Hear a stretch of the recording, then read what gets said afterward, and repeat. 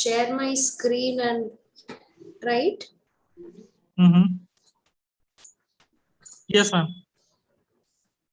I think you'll have to give me the access for sharing the screen. Okay.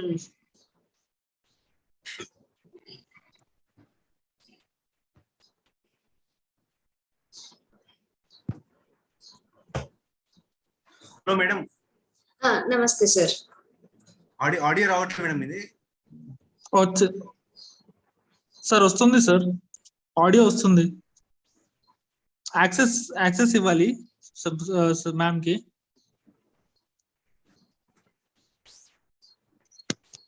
Okay, 1 minute.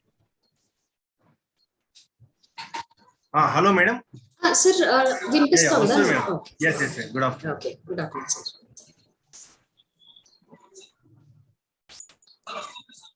ఇప్పుడు వస్తుంది, అది mute, ఇక్కడ mute లో ఉంది. ఓకే సార్, ఇది స్క్రీన్ షేరింగ్ పర్మిషన్ ఇవ్వాలనుకుంటా. Yes, madam. First our Dr. Yusuf will introduce to you, madam. After that we make your training. Okay, fine, sir. Okay, madam. First me TV నా present చేయమంటారు? Yes, sir. Condense CV పంపించండి. Yes, madam.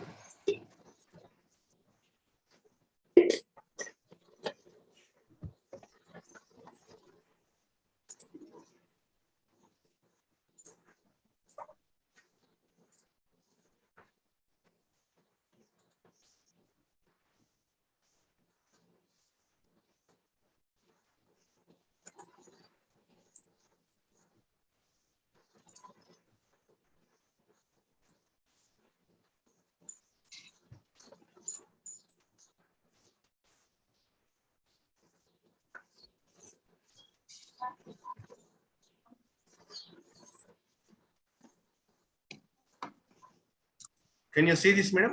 Yes, sir. I can see your screen. Yusuf? Dr. Yusuf? Yes, sir. Okay, after the 3 o'clock, no, we just welcome everyone and start reading about this CV. Okay? Yes, sir. Well, Introduce we were planning madam, for Dr. Jumla, madam. We and Satish sir were planning for 10 minutes of grace time where the people we can join us. Yes. And after good. 3:10 we'll start the this thing. Okay, good. Meantime, I will put reminders in the groups. Sure. Okay, madam. You completed your PG from Aish, madam? Yes, sir. Okay, from 14 to 16. Presently, where are you working, madam? Sir, నేను ఫిబ్రవరి దాకా one special place లో చేశాను. ఇప్పుడు one special place అని ఒక online platform ఉంది. Doctor Prateeksha Gupta with her. Okay, presently, madam? Presently, I have quit, sir. My son is 2 years old. I thought I'll take a small break. Okay. Now, where are you staying? Hyderabad. Yes, sir. అంటే మొన్న ఫిబ్రవరిలో మాకు transfer అయ్యి బెంగళూరు నుంచి వచ్చాము. Good. ఇక్కడ మా clinic ఇక్కడ తార్నాకలో ఉంది, మేడం. ఓకే. నేను ఇంకా నెట్వర్కింగ్ స్టార్ట్ చేయలేదు, సార్. హైదరాబాద్ కి వచ్చి I didn't find time. I should. Dr. Nagendra, madam, founder and president of Taslpa. Yes, sir. I keep seeing you on Facebook. Thank you, madam.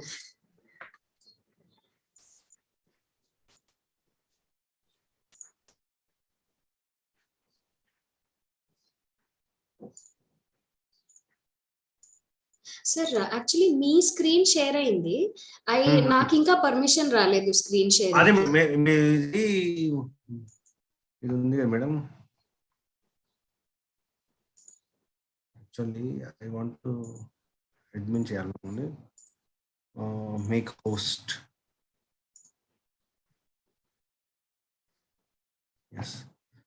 ఇప్పుడు వచ్చింది madam. Yes, sir. Now I can. So what is happened, madam? Here the host, one at one time, one person should be the host, madam. Here. Okay. And once the introduction gets over, no, we will make you as host. Okay.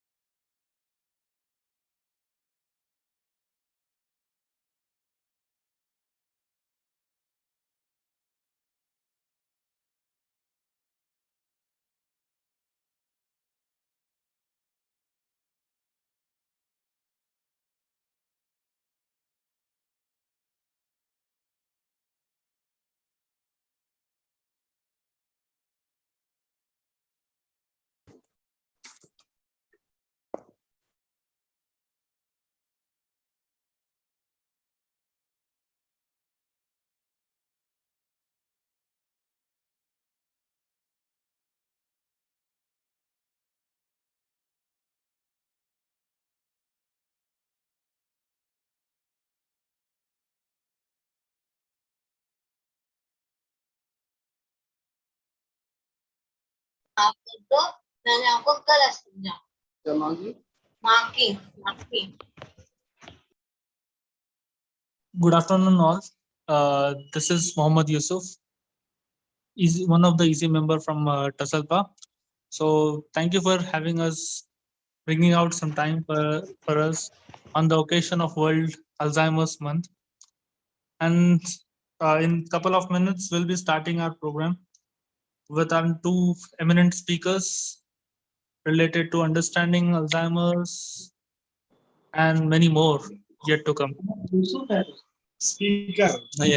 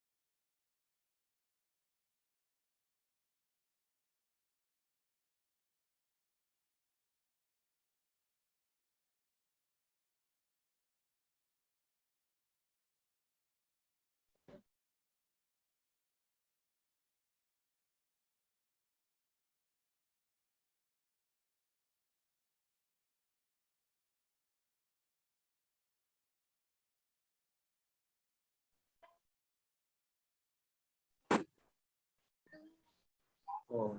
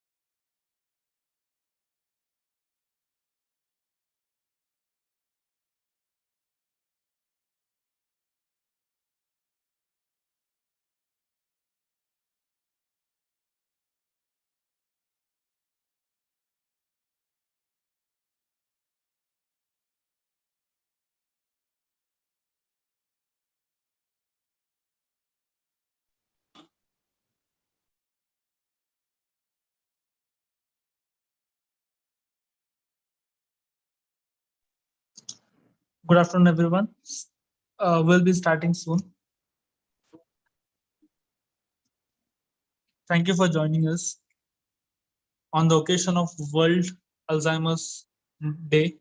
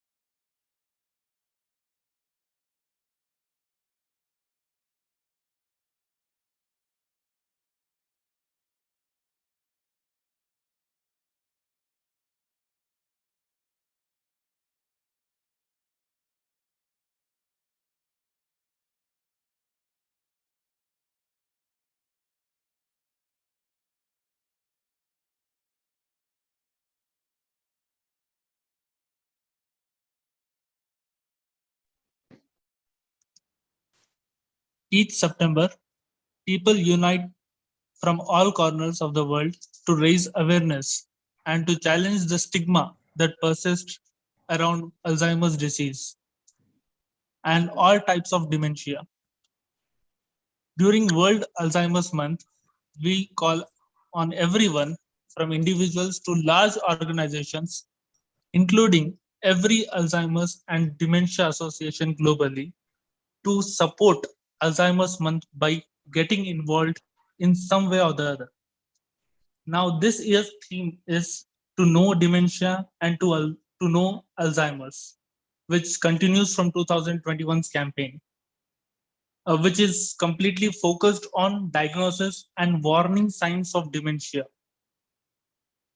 Okay, so today, on the occasion of under the banner of Taslpa, we are completely privileged under the honorable presidentship of Honorable Nagendra sir and Imad sir. We are starting this awareness campaign under the guidance of Satish Satinala sir,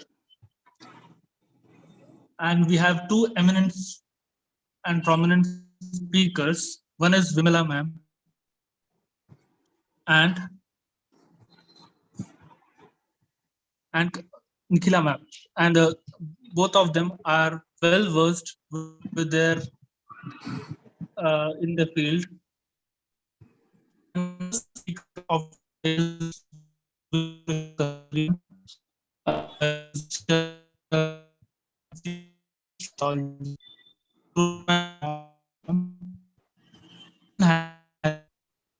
she is a postgraduate in speech language pathology from 2014 to 16 batch from Aish, Mysore.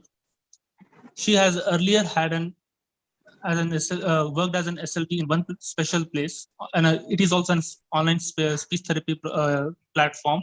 And she also worked as an assistant professor for Nasima Institute of Speech and Hearing, Bangalore. She has held a position of research officer at Aish, Mysore between October 2016 to April 2019. Her research was focused on developing an app-based cognitive linguistic rehabilitation for persons with aphasia in Indian languages in collaboration with the learning corporations, which is a leading firm working towards building the next generation for digital therapeutics. She has published and presented her research at various national and international platforms. She has also served as a research person in few national conferences in India, focusing on app-based cognitive linguistic rehabilitation. Her areas of interest lie in providing speech-language rehabilitation services to adults with language disorders and tele-rehabilitation. Okay, so now we'll start with our first speaker, that is Vimala Jai Krishna Kasturi ma'am. Thank you for sparing some time with us, ma'am, and sharing your knowledge. And thank you, all the participants, seniors and juniors, everyone, for joining us in this occasion of World Alzheimer's Day. Together to know Alzheimer's and to know the dementia. Over to you, sir. Thank you, Dr. Yusuf, for the kind introduction. Hi, everyone. Very good afternoon. So, as an initiative to spread awareness, like Dr. Yusuf just briefed us, every year, various organizations conduct multiple things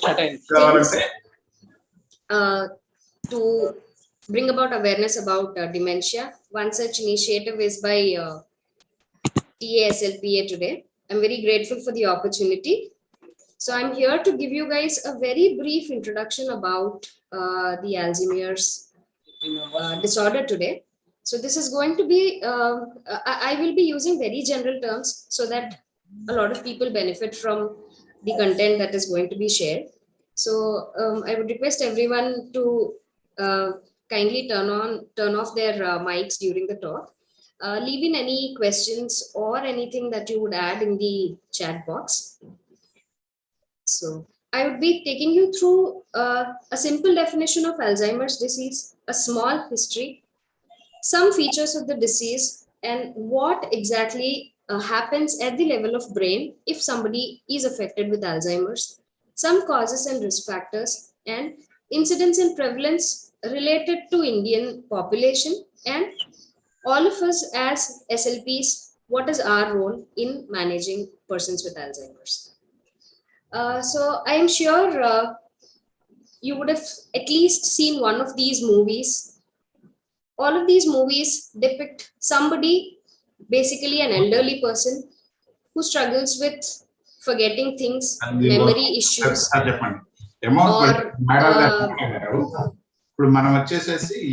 not being able to participate in everyday activities.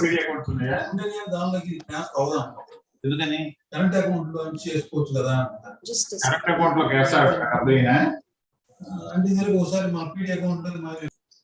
Hello. Please No mute, sir. Madam, you can mute all, madam. Yes, sir. Yes. I just did. Okay. Sorry. So most movies give you this picture of somebody elderly who suffers with memory issues. That's probably just a small bit of what dementia or Alzheimer's looks like. Alzheimer's is a brain disorder that results in decline in memory, thinking, and other cognitive skills. Towards the later stages of the disease, it even affects a person wherein he cannot carry out everyday activities as simple as clothing or buying grocery by himself. So some features are confusion with time and location. The person might not realize that it's morning and it's time to have breakfast, so he might not get out of bed. Confusions with location can be the person might go out for a small walk and not be able to find his way back home. Difficulty in completing familiar tasks could be something like not being fully dressed. The person might forget his watch, spectacles, shoes, or missing out a part of a sequence. If he has to wash his clothes, he might either forget to add detergent, or he might forget to switch on the washing machine altogether, or completely forgetting to wash clothes altogether. Similar things of everyday life. Misplacing items is also one of the features of Alzheimer's. I understand most of us also find it difficult to find our spectacles, phones, or remotes at home. But our brains have the capability to go back in time, think of all the past activities that we did, and make a probable estimation of where it could be. Or we have fixed places at our homes and we remember what could be found where. But for persons with Alzheimer's, this might not be true. Difficulty in problem solving could be in dealing with maths. So the person might not be able to understand if the money he has is enough to buy what groceries he's put in his cart, or estimating how much change he needs, something like that. Memory loss, as we discussed, this is one of the main features that is put across whenever somebody says Alzheimer's or dementia. So people might forget details pertaining to themselves, such as name, their profession, names of family members, or their work history, or at later stages, they forget most of their personal details as well. They also have poor judgment. For example, the person might choose a wrong time to go out of the house for a walk, which he might not otherwise do. Then because Alzheimer's affects most parts of the brain, we also see people with Alzheimer's have a lot of emotional issues. So they might have aggression, they might have suspicion, they might have anxiety, depression, and many other features as well. Like I just mentioned, the entire brain gets affected if you have Alzheimer's. So you will find most people with this disease might seem withdrawn from social activities. They might not take initiative in talking to their own family members or at a gathering. Trouble with image and spaces is you will find that a person with Alzheimer's at later stages of the disease cannot even identify himself when he looks at himself in the mirror. So that is where the disease reaches to. And finally, difficulty with words, such as forgetting names, difficulty in recalling or framing proper sentences or putting across the message in a clear manner. So these are some features that are usually present in most people with Alzheimer's disease. So the discovery of this actually happened way back in 1906 when a German doctor noticed one of his own patients who died of certain mental issues. So she had issues with memory loss, language problems, and she had unpredictable behavior. So after her death, when he examined her brain, he found some structural abnormalities. So those structural abnormalities are clumps and some tangles. We will be talking about this in a short while when we discuss about brain changes. So from then onwards, the research has moved to finding out what exactly happens at the level of brain so that it can be remediated. So like we said, it's a type of dementia, it's a major cause of dementia. Alzheimer's is one of the major causes of dementia. So according to DSM-5, we no more give out the label of dementia, but we call it a major neurocognitive disorder or a minor neurocognitive disorder. So the next time somebody walks into your clinic with one of these features, you should be giving out the diagnosis of major neurocognitive disorder due to Alzheimer's or a minor neurocognitive disorder due to Alzheimer's. So there are a lot more criteria for putting it as major and minor. I would request all of you to just take a glance at DSM-5 once after the talk so that you're more clear about it. I request all the participants to keep their mics muted. Someone's mic is on.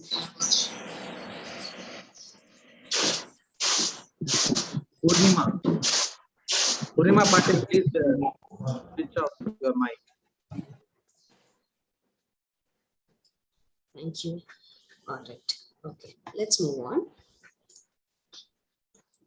So DSM-5 says that the onset of Alzheimer's has to be a very subtle, gradual, but there has to be a gradual decline in cognitive skills and a very steady decline in cognitive skills with no extended periods where skills are maintained. So there must always be a constant decline.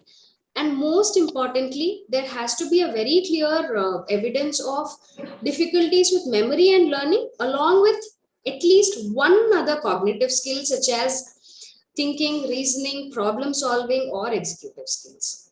Apart from all this, they also suggest that to make a diagnosis of a neurocognitive disorder due to Alzheimer's, there must be no other pathology present, such as neurodegenerative disease or a cerebrovascular disease. So this is what actually the brain of a person affected with Alzheimer's look like. So you can find it's more shrunken. The sulci, the gaps between the folds in the brain are much more wider, and the overall brain is much smaller.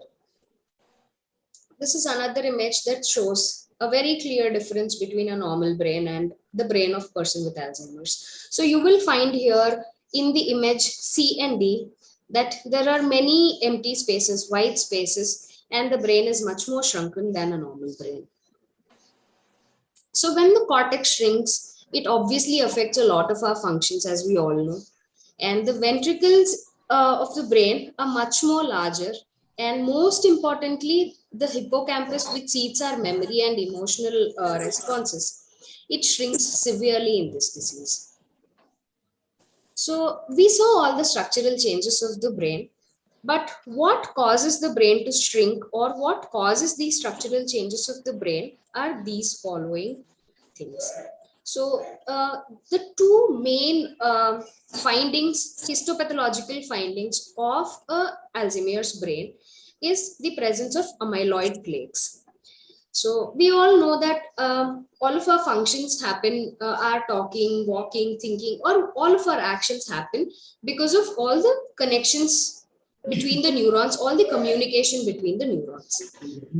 So in Alzheimer's, you will find deposition of certain protein accumulations, which are called amyloid plaques. So these are some protein that cluster together and form between various neurons. So when these are present between neurons, the information does not pass well between the neurons, and thus it affects our body functioning. The second thing is the formation of tau tangles or neurofibrillary tangles. This is another protein accumulation which happens inside the cell body. So, and tau protein tangles can also travel from one neuron to other, thus spreading the disease across the entire brain. So basically, the accumulation of these two proteins at various parts in the brain is inhibiting the signal between neurons to travel from one part to the other. And that's why we see all the changes that we see in the brain. Apart from all this, there's always inflammation. So our body has some systems in place through which it can clear out debris or waste that is generated so that it can keep the brain healthy. In the brain, these cells are called microglial cells. So it tries to clear off the protein accumulation. So when this cell attempts to clear out, as an inflammatory response, it releases certain chemicals which in turn affect the brain. So as long as the protein accumulation is there and the microglial cells are constantly trying to remove all of them, the inflammation persists and it causes further brain damage. And the presence of these two proteins, the amyloid plaques and the tau tangles, they trigger cell death or neuronal death.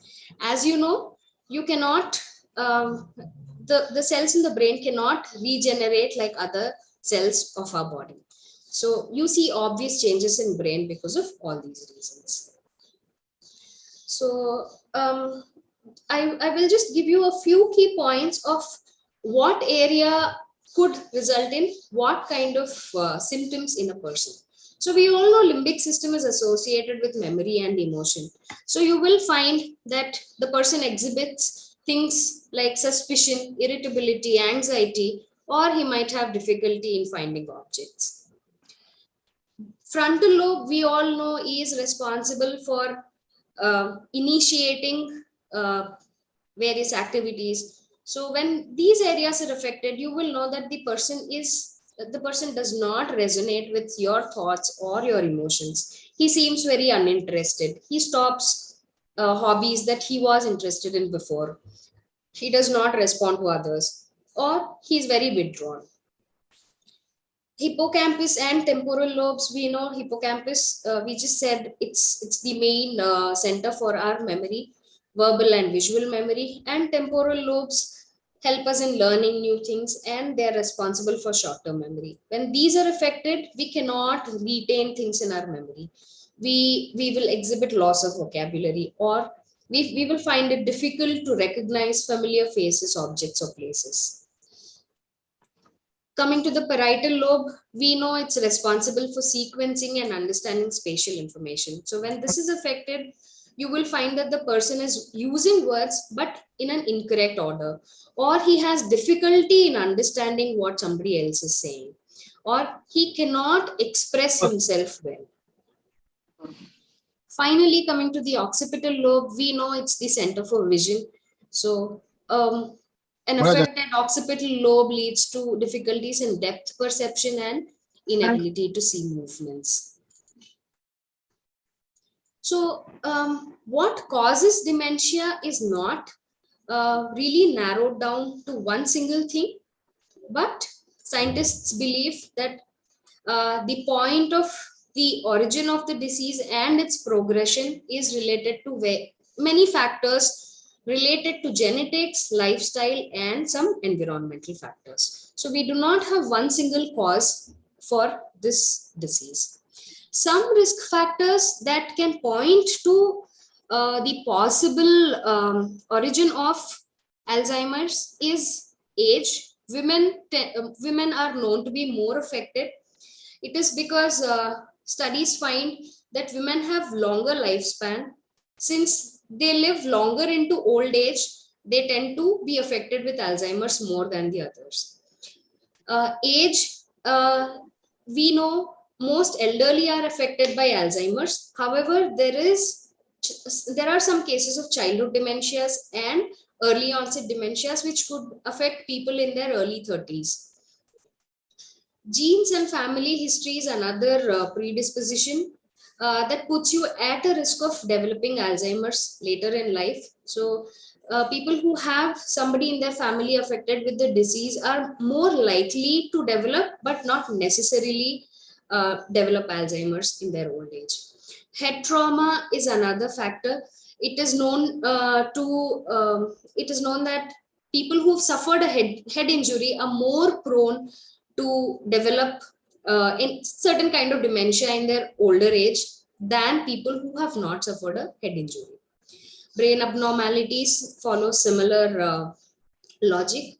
Smoking, high blood pressure, obesity, and limited physical activity are all related to vascular changes in our body. So all of these affect the way blood flows to your brain. When there is lesser blood flowing to your brain, the blood does not get enough glucose to keep its activity going well. So that gradually affects its activity and leads to many different changes that cause all the symptoms that we were talking about before. So coming to prevalence, according to the Dementia in India 2020 report, about 53 lakh Indians above the age of 60 have been known to have dementia in the year 2020.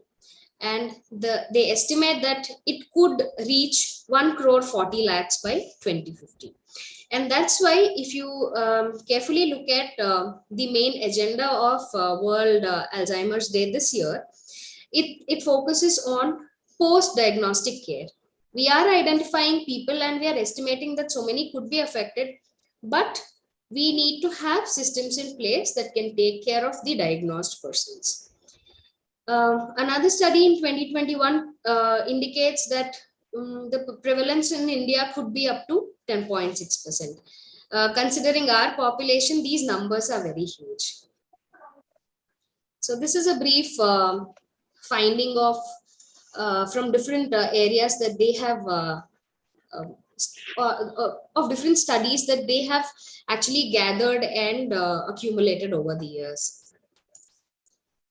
All right. So coming to the last bit of this, so far we've understood that Alzheimer's disease affects the entire brain and not just a few parts.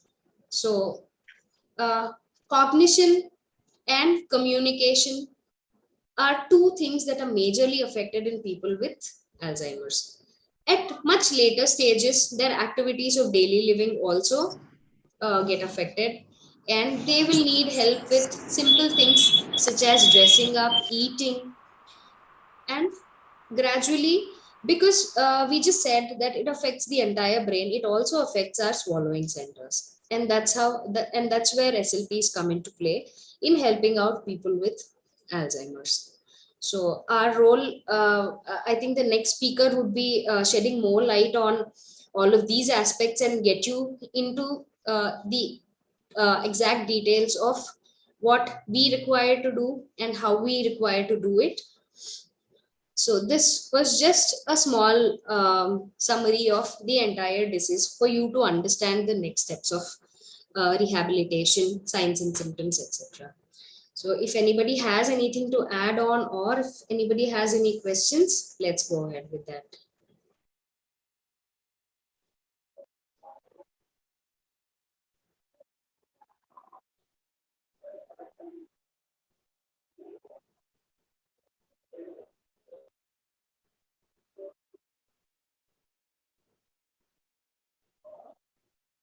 I would like to know if anybody has seen a client with Alzheimer's.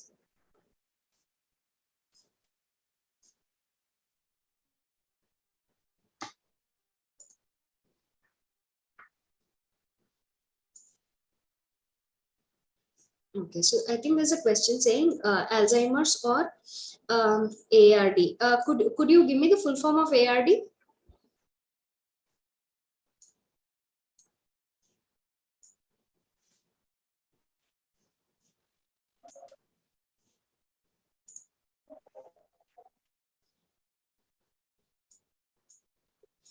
alcohol-related disorders. I guess so. The question asked is Alzheimer's or alcohol-related disorders, which has major impact on cognitive functions. I would definitely say Alzheimer's has more serious cognitive deficits because, for one, it is a progressive disorder and it affects the entirety of your brain. And see, you cannot really know how the disease is going to progress, how fast or how slow. So, and the features, how it sets in varies from person to person. Majorly because it's a progressive disorder, definitely Alzheimer's puts a person more at risk than alcohol-related disorders.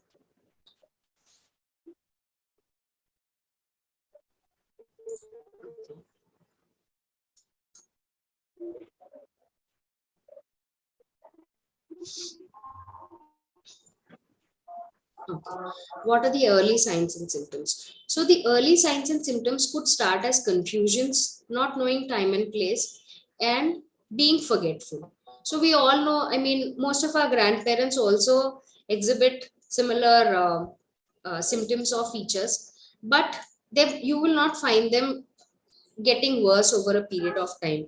Motor activities are quite normal, but in persons with Alzheimer's, you will see that all of these are declining over a period of time. So the most early symptoms are your confusions with time, location, space, and forgetfulness.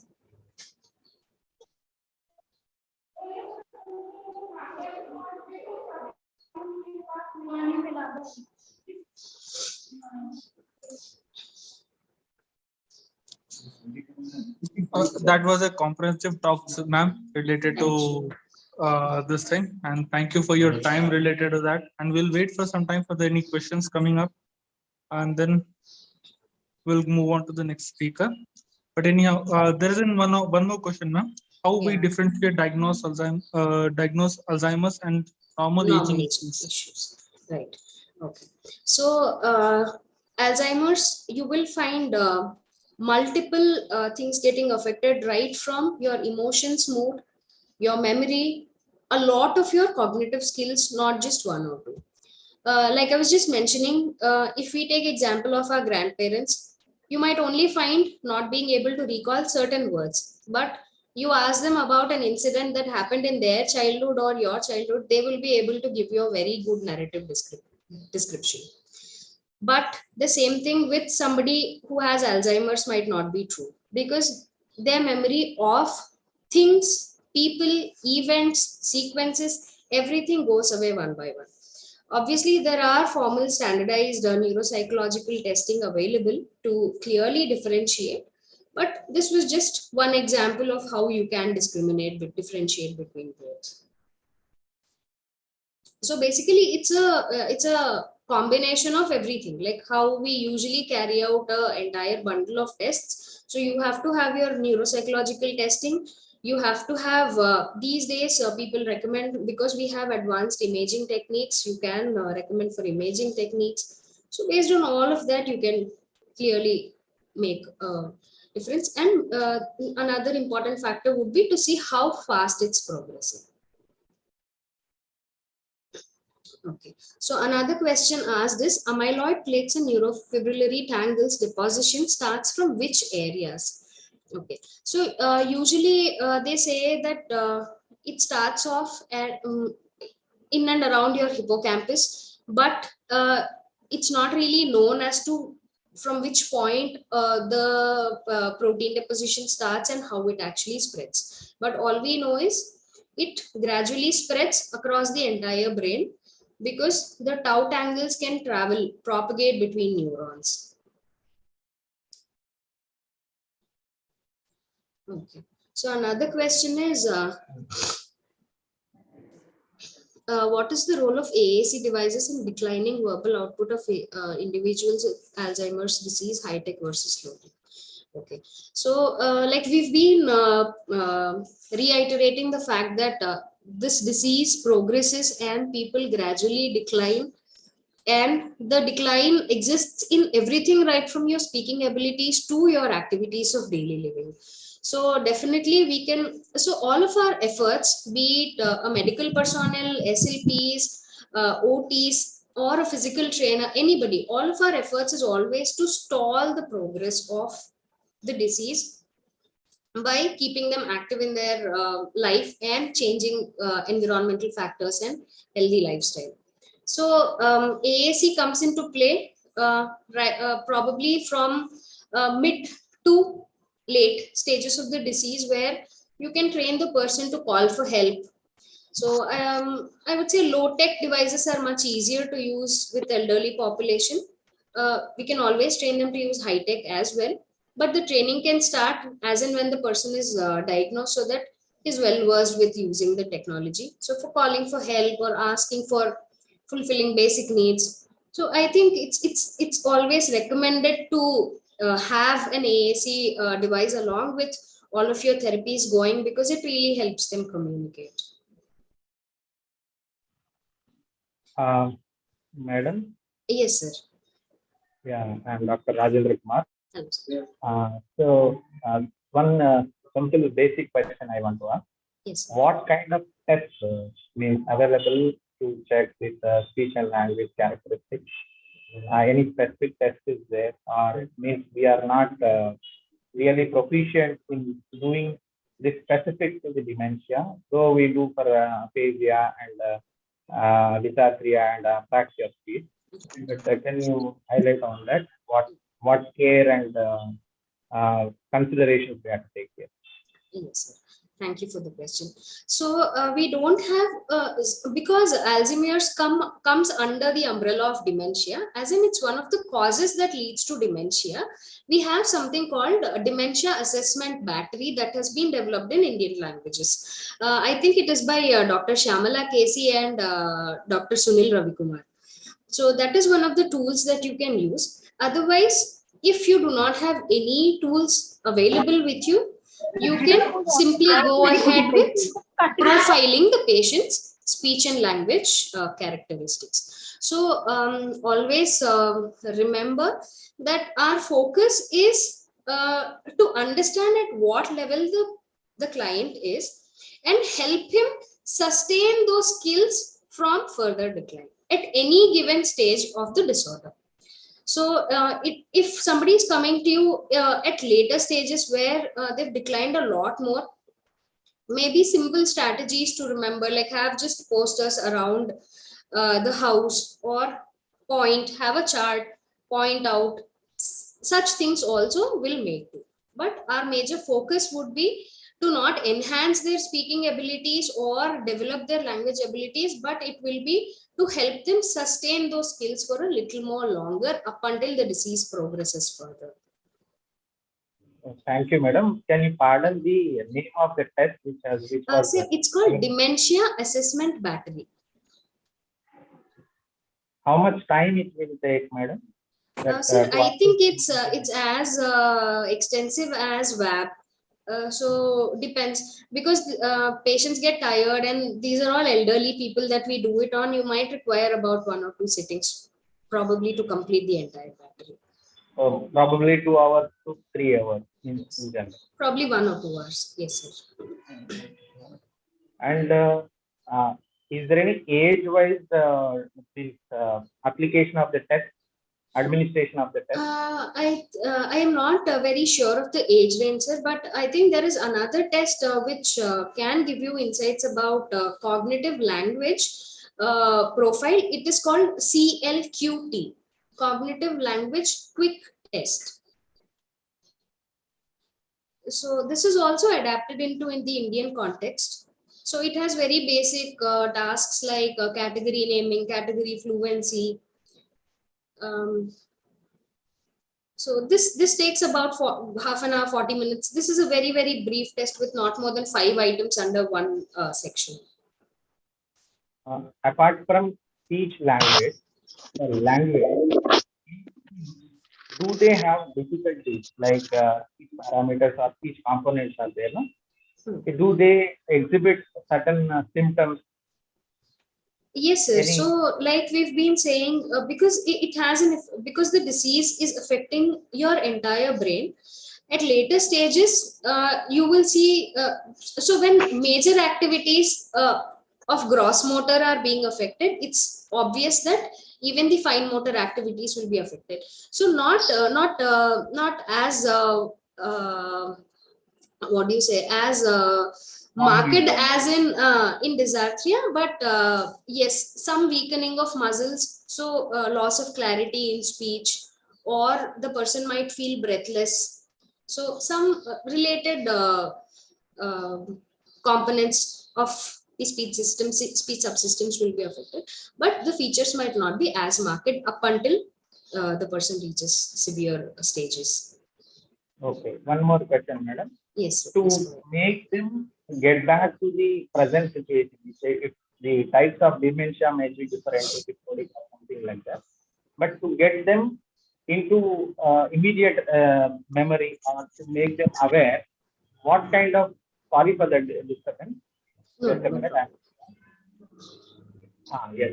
So to make them get back to the real awareness, means real situation, what kind of codes or treatment techniques are there which helps in that to bring back them to the normal present situation?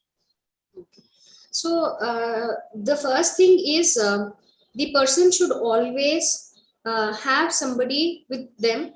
Like in the Western world, people have invented robots that talk to elderly, so that elderly are not left by themselves all alone, and they do not feel left out. So including them in various activities throughout the day. They might not contribute much, like how we do with our small kids. We always have our child with us, whatever work we are doing. They might not be contributing, but we have them alongside. So similar inclusion with handing out some bit of the work to them, physically assisting, or making a daily routine for them, a fixed routine with some visual cues that reminds them what is the next step that is going to happen. So they've taken a nap, next is time for some tea and evening walk. So visual cues all around the house, including them having a fixed schedule, physical assistance, reminders over phone, or now we have all these smart gadgets. You have Alexa, you have Siri. So program them to give out, reminders. So similar things help them just function in everyday life. So one more question, madam. In aphasic, they also forget. Yes. Whereas in dementia, also they forget. Means we see that the characteristic symptoms. So in dementia, which one is more likely to be easier to operate, means treat, and which one is very difficult, and how to differentiate out? Right. Means whether they have the same pattern or same type of recovery or same type of symptoms. They also like neurogenic stuttering has different symptoms, and as well as then developmental stuttering or acquired stuttering. So likewise, do they have anything different between dementia and aphasic who don't remember or they not recollect? So, sir, I would say treating naming difficulties in aphasia might be a tad bit easier than treating them in dementia, because when you're giving out cues, so that's how we usually treat naming deficits. You are trying to access the word through many other ways, by either giving a semantic cue or a phonemic cue or a picture cue, gestural cue.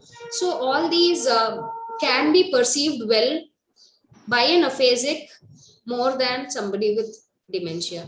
So I would say treating naming deficits in aphasia, definitely severity would matter, the kind of aphasia would matter, but I would still say it's probably a little more easier in treating aphasics of naming deficits than people with dementia. Any symptomatic difference will be there? Any addition or any deletion, how they exhibit the symptom? In between aphasics and persons with dementia, sir? Okay. Yes. I would say usage of cues and going further in naming might be a little better in a physics. So like even in testing, we have a hierarchy that we follow. So when you first give out a stimulus and the person is unable to name, you go in a hierarchy of cue to understand where exactly he falls or the number of repetitions. So I think that would let you discriminate between both. Thank you very much. Okay, I will just probably go back to the chat. Okay, I think there's another question saying, do you find any Alzheimer's disease in younger age in your experience? So actually, I have not come across any childhood dementia, but the Western world reports of cases coming up with childhood dementia. Again, the etiology is unknown, but they present very similar features like the adult dementias. But we do know of early onset dementias which are diagnosed in your early 30s, late 20s. So I think there's another question. It says, what are the future for Alzheimer's in speech language and cognition area? Okay, so like I said, a lot of technological innovations and a lot of advancement in imaging studies, histopathological studies. Definitely, there's nothing that can prevent or cure Alzheimer's as of now. But with respect to speech, language, and cognition, I would say first thing is the referrals are definitely increasing in numbers than before. So that's a good start for us to have. So you now see clients coming in with Alzheimer's, with Parkinson's, and many other disorders which were probably not reaching us till recent past. So now people do know about SLP, swallowing difficulties, and they reach out to us. So that's a good start for us. So these awareness activities are a good way to take this chain forward. And definitely, like somebody asked, we already have so many AAC options. And like I also mentioned, the West is in fact using, the robotic technology to assist elderly. So you have robotic dogs that help people cross roads. You have robots that talk to elderly, remind them of their schedules. So I would say a lot of support coming in for them. And that's probably why this year's theme is concentrated about the post-diagnostic care. What after you label somebody as having dementia with Alzheimer's? Okay. Somebody is asking, is there any scheme by the government to manage with Alzheimer's? I'm not sure about this at all. At least I do not know of any schemes that help people with Alzheimer's. Okay. Then how do we differentiate initial signs of Alzheimer versus Broca's? See, the basic criteria of diagnosis we mentioned was that there must be no other associated condition. So that's the basic difference between your aphasias and dementias. In aphasia, you have a clear-cut brain injury, whereas in dementia or persons with Alzheimer's, you do not have it. So that's the most basic sign to differentiate between Alzheimer's and any kind of aphasia. So if somebody is having a lot of language deficits, even without a very, very visible or diagnosed brain injury, then you would suspect other forms and eventually arrive at the diagnosis of aphasia. Okay. Any questionnaire test form? So you have very easy tests like your MMSE, which is a screening tool for most neuropsychiatric test tools. So there is MMSE, mini mental status examination, post which you can carry out with more extensive testing tools.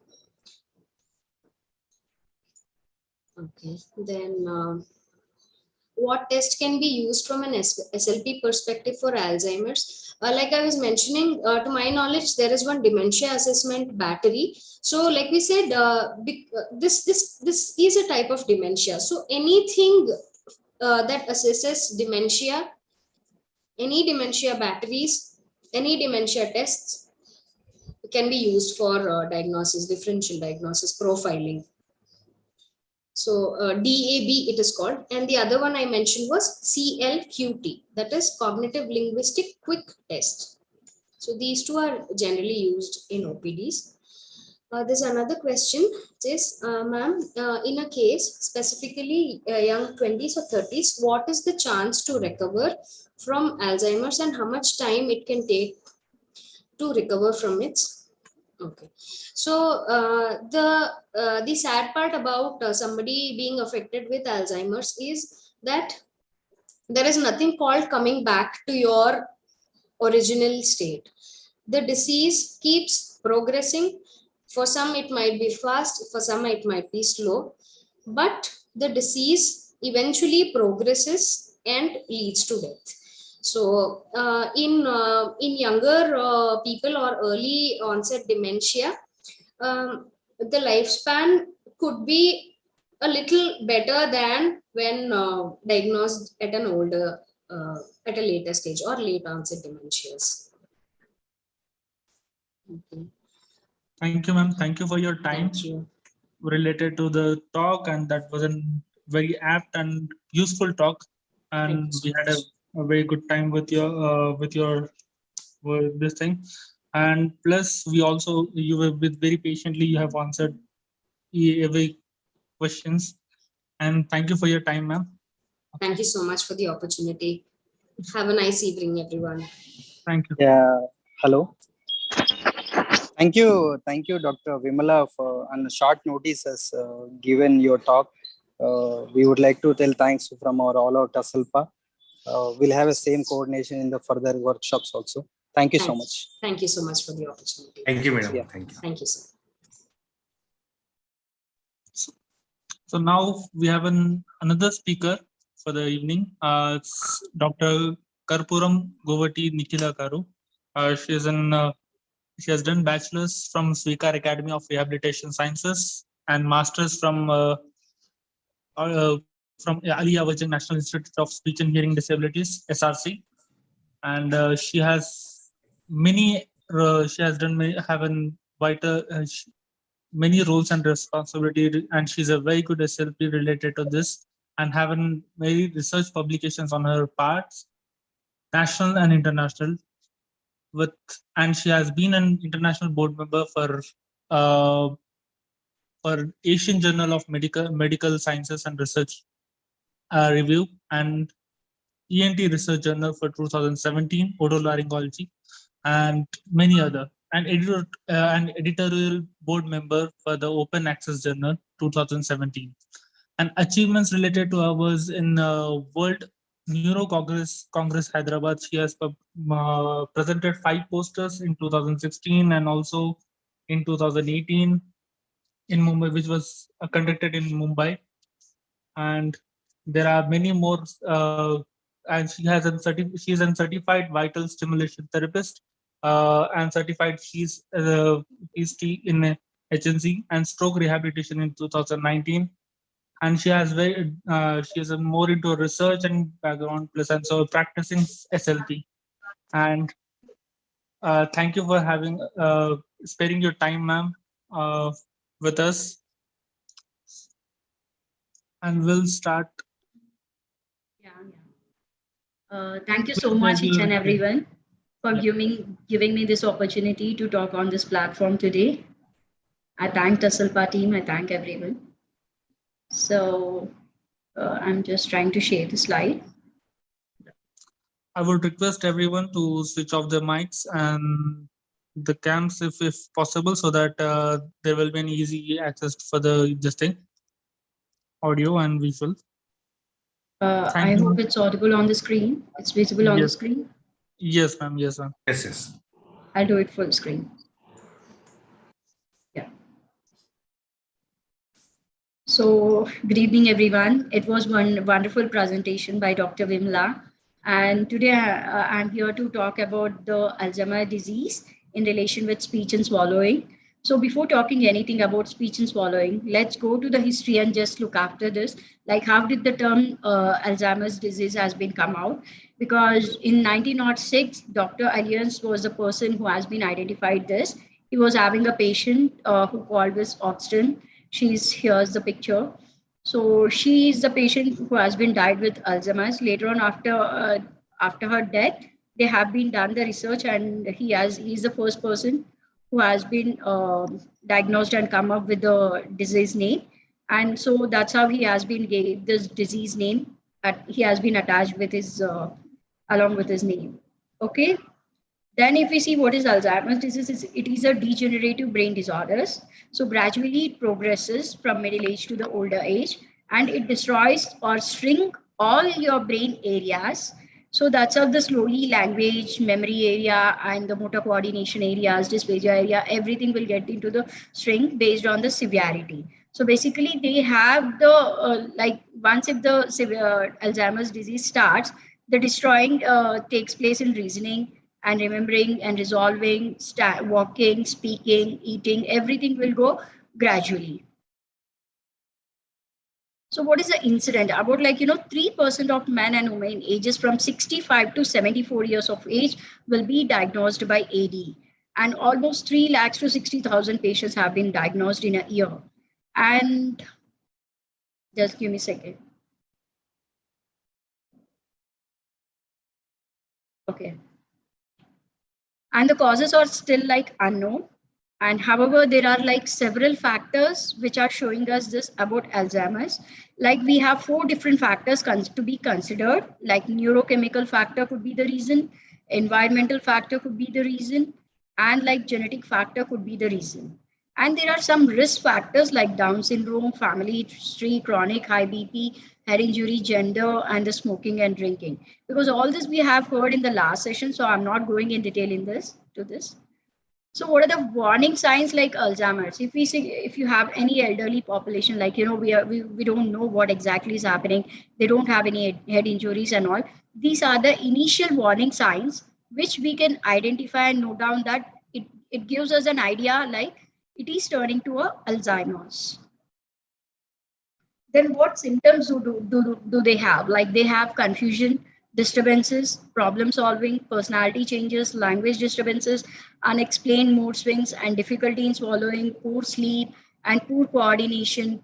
You have many different practical experience also, which we have seen, social activities disturbances. They could not to try to mingle with everyone, self-isolation, self-demotivated, not trying to do any task voluntarily. These are some of the symptoms which we notice in patient with AD. So basically, this is the severity rating scale. Usually once it got diagnosed based on the CT and neurological investigation, and a psychologist interaction will be also done. And basically we use a MMSE scale in order to rate the severity of AD. So after that, if in case the patient is at mild AD, the degree was graded around mild, the patient may have all these symptoms forgetfulness, short of memory loss, repetition of questioning, hobbies, interaction, loss of interaction, impairment of instrumental function, anomia. And gradually, if the patient falls under moderate AD, the severity will gradually increase based on their mobility, daily activities will come down, and speaking ability will come down, and cognition ability will come down. This gradually the increasing of disease will deteriorate the patient mobility, and socialization will also get decreased. So basically the severity has been divided in this 3 categories, like mild, moderate, and severe, in which mild, these are the parameters where we check usually. And if we see stages of AD in related to speech and swallowing, basically, as I told you, we all do the language assessment, we all do the swallowing assessment in generally for all the neurological patients based on the VAP screening test, based on the French Disatria assessment test, which we do in our colleges. But here, here for the Alzheimer's patient, we also involve MSME and mini mental state assessment scale, and also like, cognitive linguistic profile test to check their cognitive abilities, and also the dementia scale. And dysphagia ke liye, I'll go for speech and then I'll talk about the swallowing. So these are the 5 stages which have been associated with AD. If in case the patient has come to the preclinical AD, then their patient, if we go through some speech parameters in terms of preclinical stage, the patient may not have much differences, like we cannot catch any speech related or language related issues, or dysphagia cannot be start at this stage. So we cannot majorly see any changes in this. If the patient was at mild cognition impairment, if it is mild, then it lasts from like, the disease has been diagnosed from the year 1 till 7. So in between that age, the disease variation because of the disease, so the patient tend to slowly, gradually tend to reduce his memory part, in which they tend to forget the object namings, like they tend to stammer sometimes. The dysarthria component can be clearly seen in this stage. And a mild to moderate like cognition decline will be noticed, like recalling and recollecting may be affected, naming will be affected at times. The patient keeps their object on the table and they tend to forget the object's name, or sometimes the family members' names and the relationship with them. And sometimes, the work profile, whatever they do, they have some disturbances with their work profiles and all in the age of mild cognitive impairment. When if we see like, mild to moderate, the patient will have at least 50 to 40% of impairment in terms of cognition and speech abilities. Here, the language component also has been seen, like, they have problem solving difficulties, they have naming difficulties, and they will have like, they could not recollect any object or any memories or any event which has been done, or any past events like that. So here, the patient cannot also solve the problems, or if we give any topic initiation, the patient cannot be do that, and socialization gradually will come down at this particular age. And at this range also, we'll also start seeing the dysphagia components at this age generally. So if you see at the severe stage, as the brain shrinks out, so patient will tend to have more severe difficulties in speech and swallowing abilities. Like the patient cannot be like, the same thing will be passed on from here, but the severity will be definitely more in the patient with severe Alzheimer's, where the memory disturbances starts. So if we talk about some signs and symptoms of speech, like, from moderate to severe, specifically, the patient will have like anomic difficulty, like patient cannot name anything, they cannot identify anything, they cannot recall anything. Sometimes they cannot identify their parents, family members, or the known one or the loved one. And they cannot even try to ask or communicate whatever they need, or whatever they want to communicate or express their feelings at this particular age. So in this, then once if it is a severe, then complete loss of language are also sometimes there and sometimes may not be there. They tend to produce some sort of sounds, but not accurate, and not like, it's not so clear. And if we talk about swallowing part, swallowing is also we see from moderate to mild to moderate and severe stage. So mild, we don't usually see any dysphagia signs, but yes, of course, the signs what we notice here from moderate to severe is like they tend to hold the bolus in their mouth, the inability to chewing because the brain doesn't give them any command to chew the bolus and take it down. So they just tend to hold the bolus in their mouth, they don't swallow it.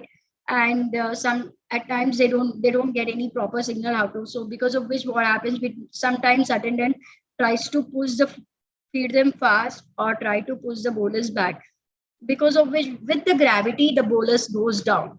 So that was not swallowing. Generally this sort of cases comes to us like, patient was eating for last 2 months, the attendant was feeding, but after 2 months the patient landed with pneumonia.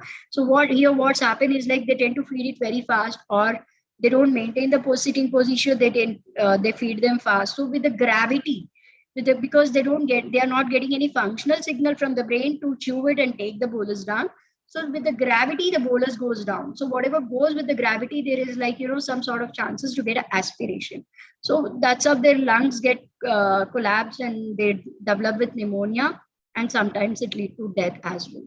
So it is an unknown cause in the patient with Alzheimer's, as they cannot express, as they are not aware about their difficulty of speech or swallowing, they cannot express what exactly is happening with them in terms of swallowing also.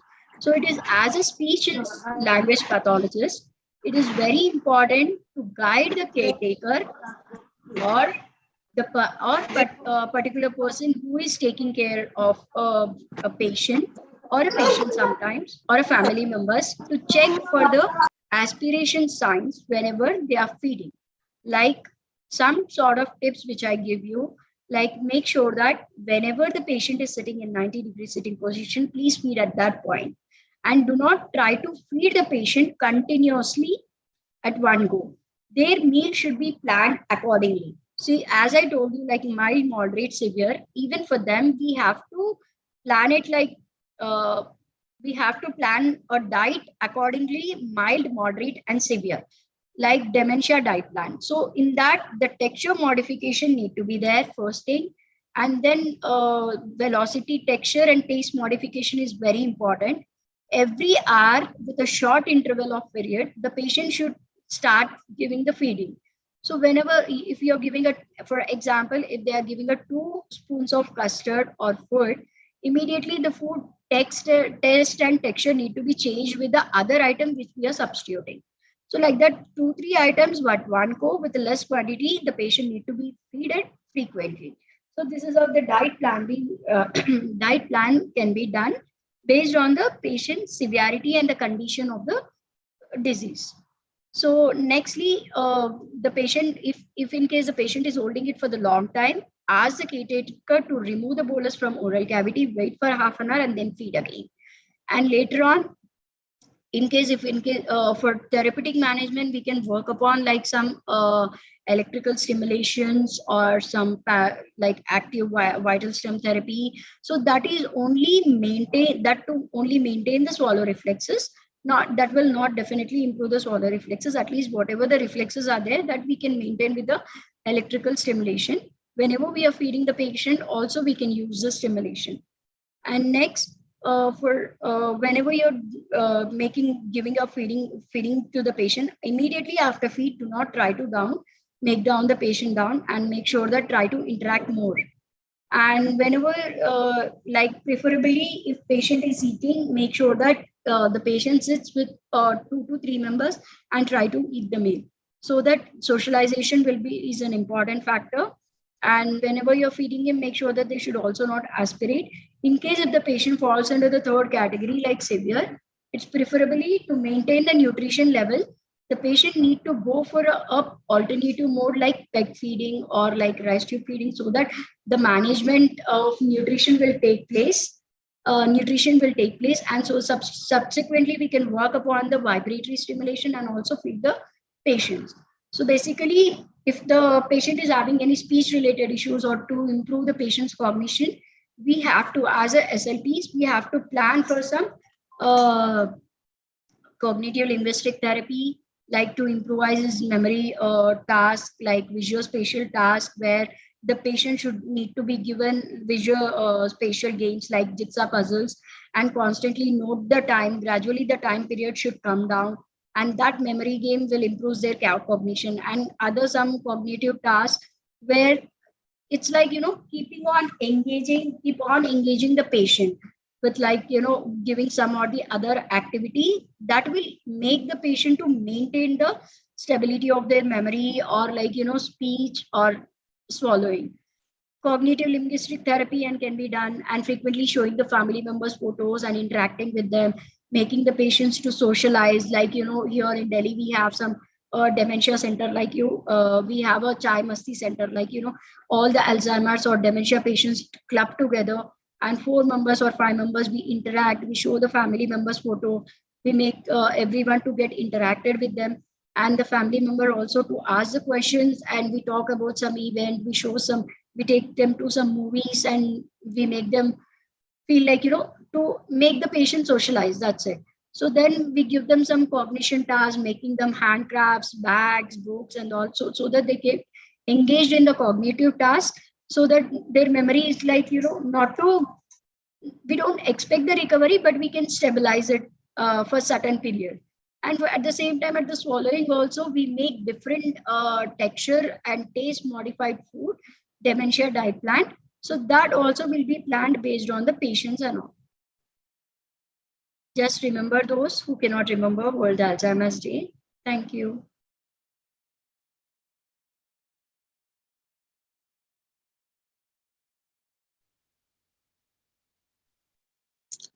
Thank you, ma'am. Yeah. Thank you for your time. And we have a couple of questions, I guess. Yeah. Yeah. Please. Yeah. Could you please provide tips for care part? I think strategies and for the caregivers. Yeah. So tips for the partners or caretakers or the family members in terms of speech, they have to plan, like, they need to segregate it based on the language, based on the oromotor function, based on the cognition. So for the cognition, as I told you, they have to keep on patient engaging on the cognitive tasks like arts and crafts making, or some jigsaw puzzles, fixing the jigsaw puzzles, or some cognitive games you get, like, visual spatial games, like, zigzag, where they need to point out from one dot to the other dots, like that. And language tasks, give them some naming objects or family members photos and all. And then socialization games like evening, like snack time with everyone, friend circle or dementia group of people, like that, so that they get interacted. And whenever they are feeding, make sure that they should follow the all aspiration precautions. Like, as I told you, they need to plan a proper dementia plan, which is very important. They need to consult a SLP. Based on the assessment part, we will plan the diet modification, texture modification, and then the diet plan, how frequently we need to feed the patient. Based on that, the sitting position need to be 90 degrees. Do not continue feed the patient. Take a small intervals of meal with different texture modification. And after eating, do not talk whenever you feed the patient. No, group interactions whenever you're feeding. Try to avoid TV time. Screen time should be avoided whenever you're feeding the patient. And then we can use some sort of, like, in case if the patient falls on the severe category, we can use some alternative communication boards to communicate, which will be attached to their wheelchair, where with the eye gaze they can communicate, or with their touch also sometimes the boards can be get communicated. So these are the tips, like, only generalized tips where everyone can follow. And next question, could you please provide tips for the caretaker and strategies?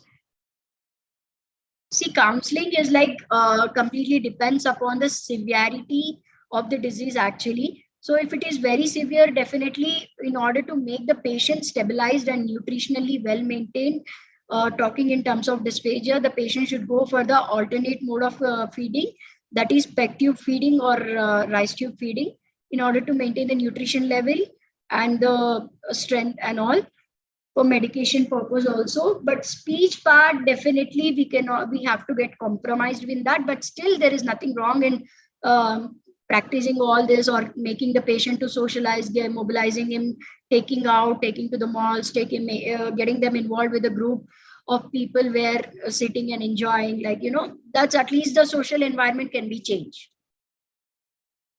When patient is associated with placid or oral structures, what would be the plan of action?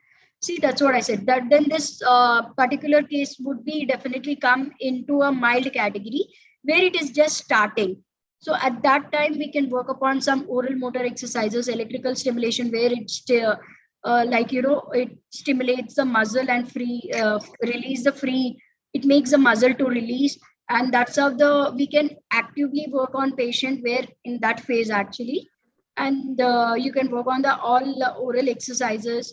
So you, at the same time, even if it is dysarthric, or even if it is aphasic, or even if it is severe AD also, we have to do, as a SLP, we have to do check all the parameters of cognition, language, and also this dysarthria.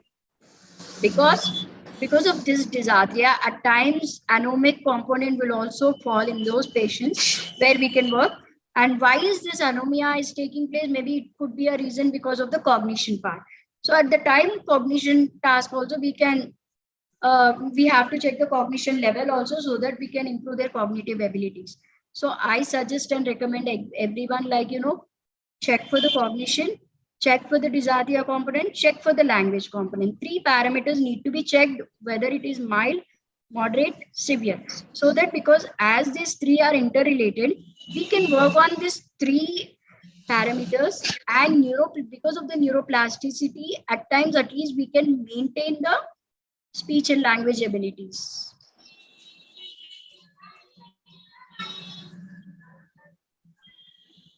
Mean age, like 64, 60 plus. After I have seen all the AD cases, before 60 or I have no experience with that. And that too moderate cases, not even mild. I have seen most of the patients with Alzheimer's disease with a moderate severity.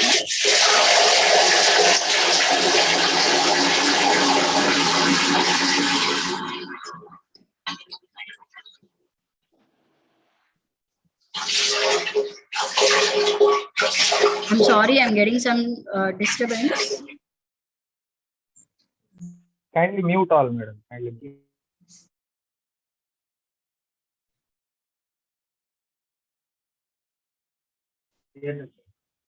Your voice is mute.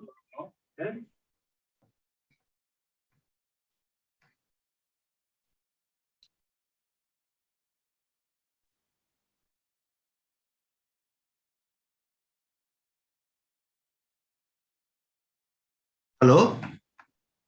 Dr. Please, Nick, ma'am, go ahead. Go ahead, ma'am. go ahead, go ahead. Apologies for some there could be some people must have not switched off their mic.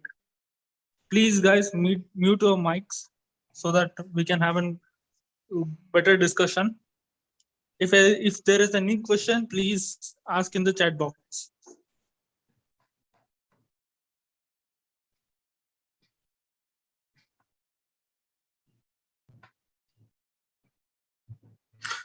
Nikhila, please unmute your mic, please, Dr. Nikhila.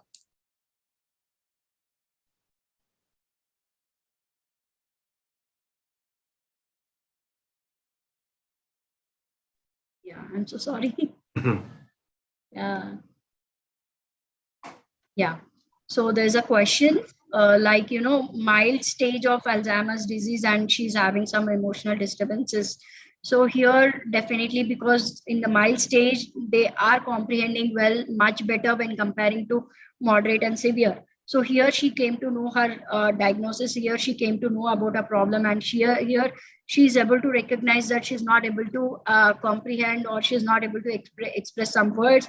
And she also might be started with some dysphagia components. So whatever the components, whatever the issues, here she is aware of all this. So out of which she's showing her angerness.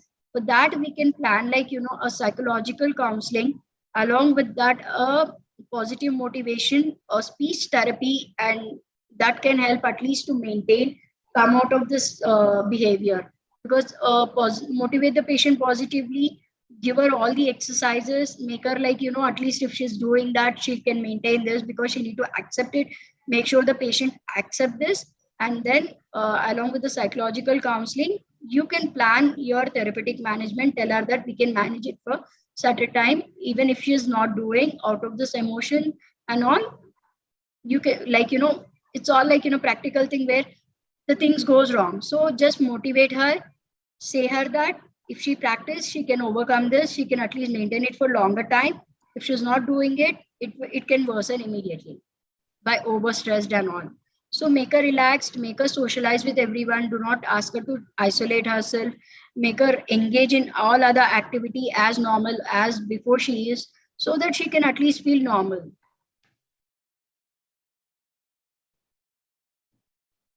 So family support is definitely important. You need to counsel their family member, explain them that this AD disease can progress at any time, and severity depends upon the brain shrinking. So till then, but there's no give up. We can try as much as we can. Psychiatrist. See, if they have any psychological disturbances, most of the time I have seen moderate cases where at times they are already almost done with all the cognition and language part. Also, they know their case. So at times psychiatric psychological counseling is needed only to make them make their behavioral modification treatment is needed. So at times they give some the medicines for like sleep disturbances or some hyperactivity things and all to control them. Or if they have any suicidal thoughts sometimes in patients, at times it comes spontaneously. So in those cases also we have we have been involved psychiatrist. Yeah. Anything else? Any questions? No. Yeah, thank you, Nikhila, Dr. Nikhila, for taking your time. I think you are busy with audit in your hospital setup. Actually. Thank you for taking your time for giving a very comprehensive session on the Alzheimer's Day. So we would like to do forward the communication to Taslpa and further workshops also. Yes, sir. Thank you so much for giving this opportunity, sir. Thank you. Thank you for your time, ma'am. I invite Honorable President to give a vote of thanks. Thank you, Dr. Satish, for giving me this opportunity. First of all, I would like to thank both the speakers for today's webinar, Dr. Vimala J. Krishna Kasturi Madam and Dr. Karpuram Govati Nikhila Madam, for taking out your time and presenting the wonderful topic here. This is the very first time we are doing webinar on dementia. Both of your topics are very excellent. I hope all the participants gained so much of knowledge.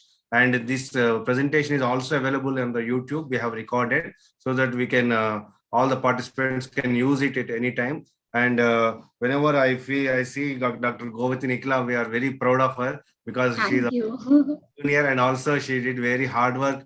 After looking at her resume, it takes minimum 5 to 10 minutes to go through that resume. Thank you so much. We have received so many awards. We have taken our ASLP to international level. We have got some good recognition in the swallowing therapy.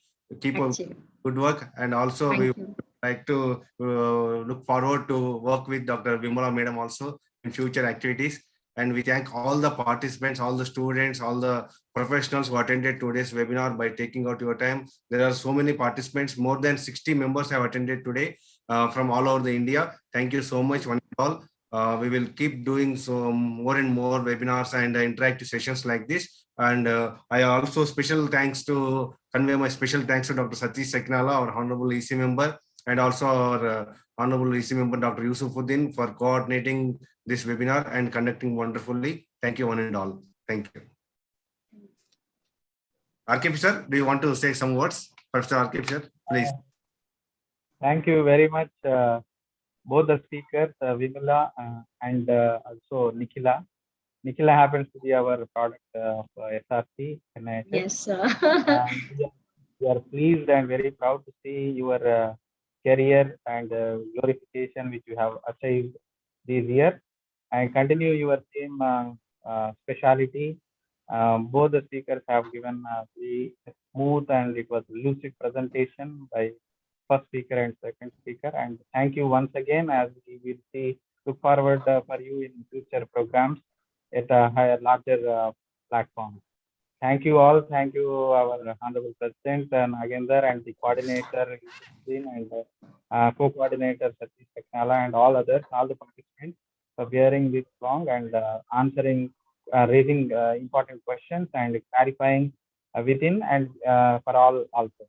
Thank you. Thank you very much. Have a great day. Okay. Dr. Satish, shall I close the session? Yes, yes. Thank you, everyone. The big thanks for all the speakers and all the organizers. Thank you. Thank you. Bye. Thank you. Thank you so much.